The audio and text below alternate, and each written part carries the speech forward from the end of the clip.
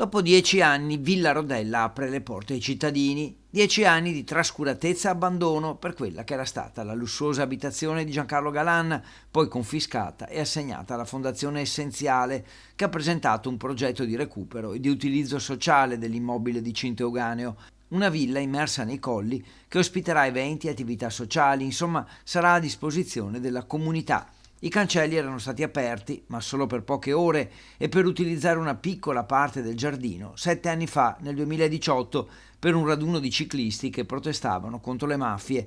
Ora il demanio ha accolto il progetto della Fondazione Essenziale e la villa sarà dedicata a eventi culturali, ma anche a iniziative turistiche legate a ambiente, territorio e legalità.